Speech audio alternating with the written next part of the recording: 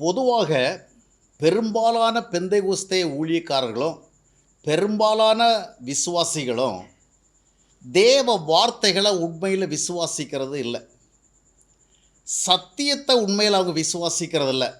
அப்படின்னு சொன்னால் அவங்க வார்த்தைகளை விசுவாசிக்கலை, சத்தியத்தை விசுவாசிக்கலை அப்படி அர்த்தம் இல்லை. அதாவது அவர்கள் சத்தியத்தை விசுவாசிக்கிறதுக்கு, வார்த்தைகளை விசுவாசிக்கிறதுக்கு, வார்த்தைகளை சார்ந்து சிந்திக்கிறதுக்கு, செயல்படுறதுக்கு, சத்தியத்தை சார்ந்து சிந்திக்கிற செயல்படுறதுக்கு இரண்டாவது இடத்தை தான் கொடுக்குறாங்க. முதலிடத்தை கொடுக்கல. அவங்க எதை விசுவாசிக்கிறாங்க, எதையா நம்புகிறாங்க, எதற்கு முக்கியத்துவம் கொடுக்குறாங்கன்னா ஒரு விசைன்னு சொன்னால் ஒரு ஃபோர்ஸ், ஒரு பவர், ஒரு இன்ஃப்ளூயன்ஸ், அதான் ஒரு எக்ஸ்ட்ரா ஆர்டினரி ஃபீலிங். ஒரு தேவ ஊழியக்காரன் ஜனங்களுக்கு முன்னால் வரவேல வார்த்தையோடு வரணும். ஏன்னா வார்த்தை தான் மனிதனை வாழ வைக்குது. ஆதியில் கூட யோவான் 1ஆம் அத்தியாயத்தில் நீங்கள் வாஸ்து பார்க்கும் பொழுது ஆதியில் வார்த்தை இருந்து, அந்த வார்த்தை தேவனிடத்திலிருந்து, அது தேவனாக இருந்தது, அந்த வார்த்தை ஜீவனாக இருந்தது, அந்த ஜீவன் ஒளியாக இருந்தது. உபாகமம் 8:3 வாசிக்கும் பொழுது மனிதன் அப்பத்தினால் மாத்திரமல்ல தேவனுடைய வாயிலிருந்து புறப்படுகிற ஒவ்வொரு வார்த்தையினாலும் பிழைக்கிறான். அப்போது அந்த தேவனிடத்திலிருந்து புறப்படுகிற சத்திய வார்த்தைகளை பெற்றுக்கொண்டு தான் ஊழியக்காரங்க ஜனங்களுக்கு முன்னாடி வரணும்.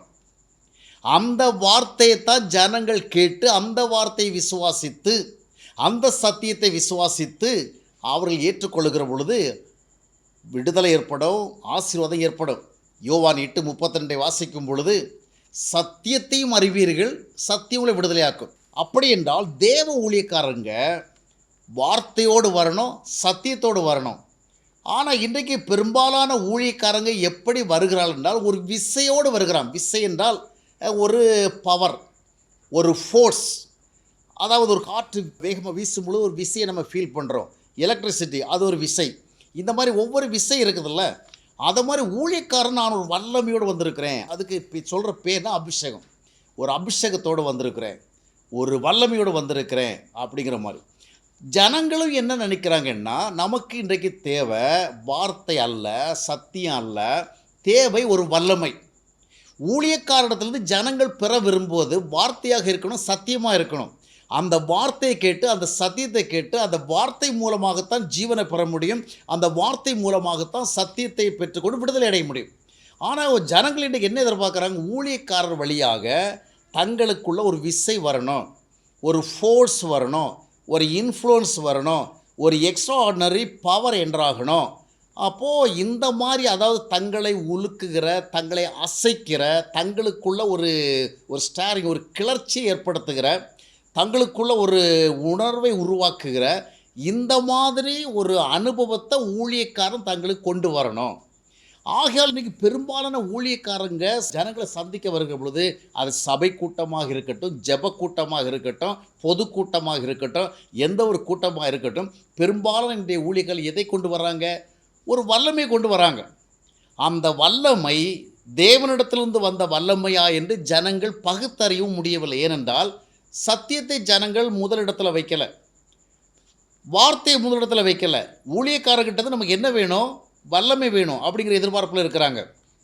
இதனால் என்ன நடைபெறுகிறதுன்னு சொன்னால், ஜனங்களோட எக்ஸ்பெக்டேஷன் என்னன்னு சொன்னால், ஒரு ஊழியக்காரன் ஊழியம் செய்கிறவள நாம் டிஃப்ரெண்ட்டாக ஃபீல் பண்ணோம். ஒரு வல்லமை இறங்குறது மாதிரி, ஒரு வல்லமை நம்மளை செயல்படுத்துகிற மாதிரி, ஒரு அக்கினி இறங்குறது மாதிரி நமக்குள்ள ஒரு கிரியை நடைபெறணும். அதே போலத்தான் ஊழியக்காரங்க என்ன பண்ணுறாங்க?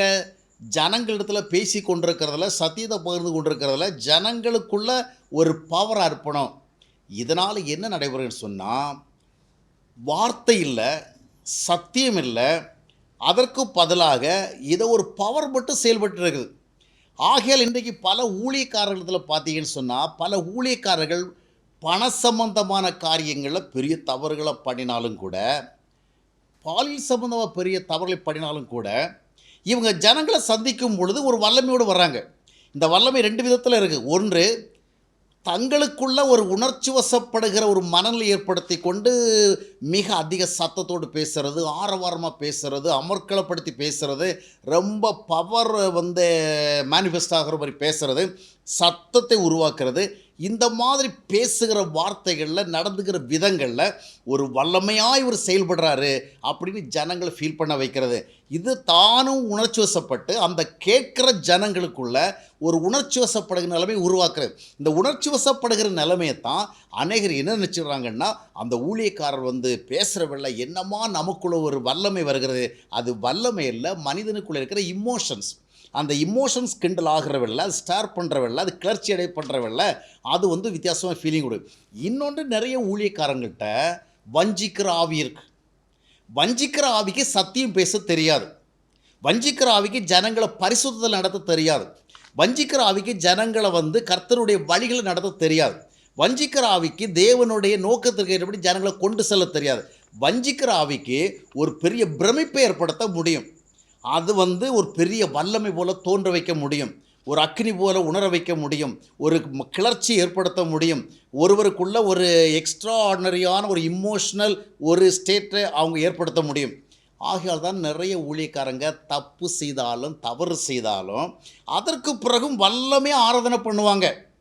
சில ஊழியக்காரங்க 1 வருஷம் 2 வருஷமாக பெரிய தப்புக்குள்ளே இருந்திருப்பாங்க. அப்படி தப்புக்குள்ளே இருந்து ஒரு நாள் கண்டுபிடிக்கப்படவும் செய்வாங்க. ஆனால் இந்த 2 வருஷமாக பார்த்தீங்கன்னா, அவங்க நல்லா தான் பாடியிருப்பாங்க. நல்லா வல்லமையாக அபிஷேகத்தோடு அந்நிய பாஷை பேசித்தான் ஆராதனை நடத்தியிருப்பாங்க. பிரசங்கம் பண்ணியிருப்பாங்க. அபிஷேகம் இறங்குறது, அக்கினி இறங்குறது, வல்லமை இறங்குறது, அற்புதம் நிகழ்கிறது, இந்த மாதிரிலாம் பண்ணியிருப்பாங்க. காரணம் என்னவென்றால், சத்தியத்தின் அடிப்படையில் ஜனங்கள் பார்க்குறதாக இருந்தால் ஊழியக்காரனை அந்த அடிப்படையில் சரியாக புரிந்து கொள்ள முடியும். இந்த வல்லமையின் அடிப்படையில் பார்க்குறதுனால என்ன, நம்முடைய எதிர்பார்ப்பே சத்தியமாக இல்லை. நம்முடைய எதிர்பார்ப்பு வார்த்தை இல்லை. நம்முடைய எதிர்பார்ப்பு தேவ வழிநடத்துதல் அல்ல. நம்முடைய எதிர்பார்ப்பு தேவனுடைய சித்தம் தெரிய வேண்டும் என்பதல்ல. நம்முடைய எதிர்பார்ப்பு தேவனுடைய வழிகள் அறிய வேண்டும் என்பதல்ல. நம்முடைய விருப்பம் தேவனுக்கேற்ற காரியங்களை கற்றுக்கொள்வதல்ல. நம்முடைய எதிர்பார்ப்பு எதுவாக இருக்கிறது? வல்லமை இறங்கணும், வல்லமை இறங்கணும், அக்கினி இறங்கணும், அபிஷேகம் இறங்கணும், ஒரு பெரிய உலுக்கல் ஏற்படணும், ஒரு பெரிய ஷிவரிங் ஏற்படணும், ஒரு பெரிய வைப்ரேஷன் ஏற்படணும். அந்த மாதிரி இருக்கிறபடினால இந்த ஊழியக்காரங்க வாயின் வார்த்தைகளையே ஒரு வித்தியாசமாக, கவர்ச்சியாக, சத்தமாக, ஆர்ப்பாட்டமாக, அதிர வைக்கும்படியாக பேசி நாங்கள் ரொம்ப வல்லமையில் இருக்கிறோம், ரொம்ப அபிஷேகத்தில் இருக்கிறோம், ரொம்ப அக்கினியில் இருக்கிறோங்கிற மக்களுக்கு காட்டி விடுகிறாங்க. இப்போது நிறைய விசுவாசிகளை பார்த்திங்கன்னா, ஊழியக்காரங்க என்ன தப்பு பண்ணால் என்ன தவறு பண்ணால் என்ன, அவரை பற்றி சில விஷயங்கள் சொல்கிறாங்க. நாங்களும் சில விஷயங்கள் நம்புகிறோம். ஆனாலும் அவர்கிட்ட ஒரு அபிஷேகம் இருக்குங்க, அதை நம்ம ஆனர் பண்ணணும். ஆண்டவர் அவருக்கு ஒரு அபிஷேகத்தை கொடுத்துருக்கார். ஆனால் சத்தியமில்லாத ஊழியக்காரனிடத்தில் அபிஷேகம் செயல்படாது. ஒழுக்கமற்ற ஊழியக்காரனிடத்தில் சத்தியம் செயல்படாது. தேவனுடைய வார்த்தைகளுக்கு உண்மை இல்லாத ஒரு ஊழியக்காரனிடத்தில் ஆண்டவர் தம்முடைய வல்லமை விளங்க பண்ண மாட்டார். ஒரு ஊழியக்காரன் பண விஷயத்தில் தப்பு பண்ணுறான், ஒழுக்கத்தில் தப்பு பண்ணுறான், பாலியல் சம்மந்தம் தப்பு பண்ணுறான்னா அவனிடத்தில் இருந்து தேவன் தம்முடைய வல்லமை வெளிப்படுத்த மாட்டார். ஆனால் நாம் எங்கே டிசீவ் ஆகிறோம், ஏமாற்றப்படுறோன்னு சொன்னால், எவ்வளவு தவறு நடந்தாலும் அந்த போதகர்கள் மறுபடி வல்லமை ஆராதனை நடத்துகிறாங்க, வல்லமை பேசுகிறாங்க, வல்லமை பிரசங்கம் பண்ணுறாங்க. இடைக்கிட்ட என்ன பண்ணிடுறாங்கன்னா, அந்நிய பாஷையில் விட கொஞ்சம் வார்த்தையில் பேசுகிறாங்க. இதை பார்த்த உடனே ஜனங்கள் என்ன நினைக்கிறாங்கன்னா, அந்த அபிஷேகத்தை மதிக்கணும், அந்த வல்லமையை மதிக்கணும். இதனுடைய காரணம் என்னவென்றால், we do not give any proper importance to the truth. வார்த்தையின்படி நம்ம பார்க்கல, சத்தியத்துக்கு முக்கியத்துவம் கொடுக்கல, பரிசுத்தத்துக்கு முக்கியத்துவம் கொடுக்கல. ஒரு ஃபோர்ஸுக்கு, ஒரு விசைக்கு, ஒரு வல்லமைக்கு நம்மை பாட வைக்கணும், நம்மை துதிக்க வைக்கணும், நம்மை ஜெபிக்க வைக்கணும், நமக்குள்ள ஒரு வித்தியாசமான ஒரு ஃபீலிங் ஏற்பட இதே நோக்கமாக செயல்படுகிற அப்படின்னால ஊழியக்காரனிடத்தில் இருக்கிறது இப்பொழுது உண்மையான வல்லமை இல்லை. அவர் நடித்து காட்டுவார், இல்லைன்னா அவரை ஒரு வஞ்சிக்கிற ஆவி செயல்படுத்தி கொண்டிருக்கோம். ஆனால் நாம் புரிஞ்சிக்க மாட்டோம். நாம் என்ன சொல்லுவோம், அவ்வளோ வல்லமையாக பேசுகிறாரு, அவ்வளோ தீர்க்க தரிசனம் சொல்கிறாரு, அவ்வளவு அந்நிய பாஷையில் பேசுகிறாரு, அவ்வளவு ரொம்ப ரொம்ப ஆழமாக, அதாவது அழுத்தமாக பேசுகிறாரு, அது ஒரு அபிஷேகம் தானே. இது அபிஷேகம் இல்லை. சத்தியம் இல்லாத ஊழியக்காரனிடத்தில், ஒழுக்கம் இல்லாத ஊழியக்காரனிடத்தில், உண்மை இல்லாத ஊழியக்காரனிடத்தில், கண்ணியம் இல்லாத ஊழியக்காரனிடத்தில், தேவனுக்கேற்ற வழிகள் இல்லாத ஊழியக்காரனிடத்தில் செயல்படுவது தேவனுடைய அபிஷேகமே அல்ல. அது ஃபால்ஸ், அது வஞ்சிக்கிறது. இந்த அறிவை அனைவரும் பெற்றுக்கொள்ளாமல் தான் இன்றைக்கு அதிகமாக வஞ்சிக்கப்படுகிறார்கள். எனவே சத்தியத்துக்கு முதலிடம் கொடுப்போம், வார்த்தைக்கு முக்கியத்துவம் கொடுப்போம், எழுதப்பட்ட தேவனுடைய வார்த்தைகளுக்கு முதலிடம் கொடுப்போம். வார்த்தை தான் வாழ வைக்கும். வார்த்தையின்றி வழிகிற, தேவனுடைய வழிகளை காண்பிக்கிற, அனுபவமின்றி வருகிற ஊழியர்களை பகுத்தறிவதற்கு நாம் விழிப்புடையவர்களாக இருக்க வேண்டும்.